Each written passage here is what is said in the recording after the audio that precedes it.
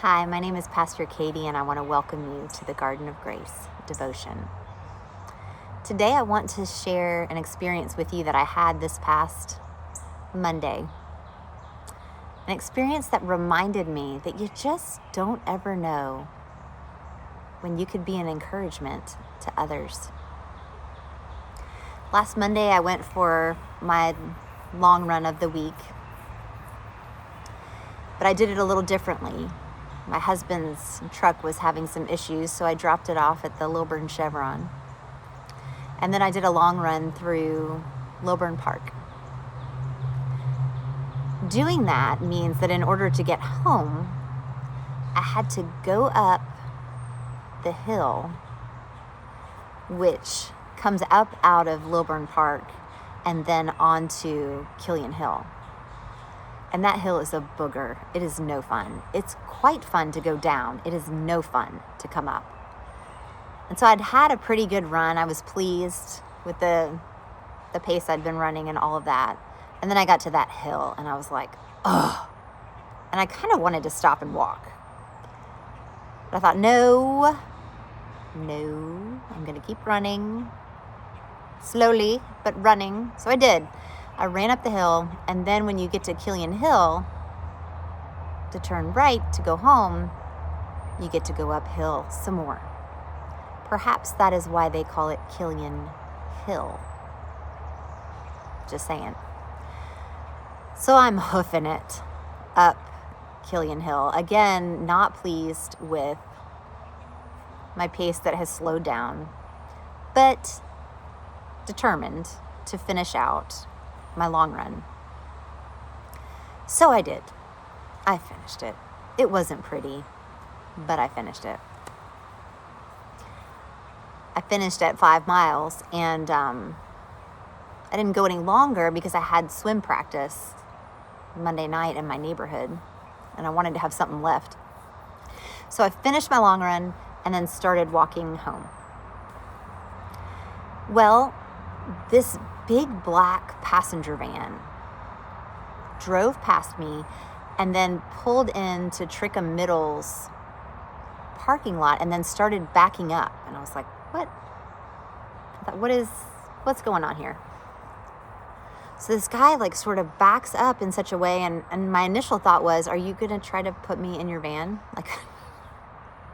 So I sort of backed up on the other side of the grass and was waiting for him to do whatever he was going to do. And then he rolled down his window. And he looked at me and he said, I just had to come and tell you. I thought, tell me what? He's like, I just had to come and tell you, my son and I saw you running up that hill.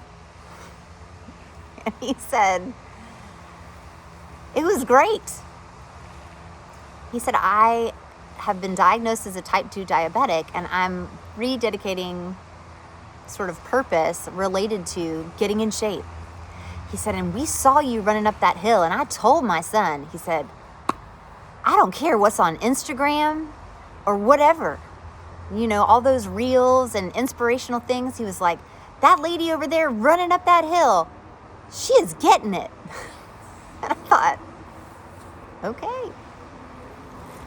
At no point while I was running up that hill, gutting it out, did I think that I could be encouraging anyone. Seriously. So the gentleman was talking to me and telling me that I had encouraged him. And I said, well, sir, I'm a pastor, and exercise helps me to journey well with others. And so he introduced himself to me, him and his son, and said hello and all the things. And I just encouraged him. I pay attention to keeping good distance from strangers, so I still stayed a ways back, but I just said, do what you can. And if you have a day where you don't do as much as you wish you had, then start over the next day. And he was like, yes, ma'am, that is. He's like, I just want you to know, you did your job today. You did great, and you really encouraged us. It reminded me that we just don't ever really know when someone is watching. And it reminded me of this passage from Hebrews chapter 12, verses 1-3. Therefore, since we are surrounded by such a great cloud of witnesses, let us throw off everything that hinders and the sin that so easily entangles, and let us run with perseverance the race marked out for us, fixing our eyes on Jesus, the pioneer and the perfecter of our faith. For the joy set before him, he endured the cross, scorning its shame, and sat down at the right hand of the throne of God. Consider him who endured such opposition from sinners, that you will not grow weary and lose heart.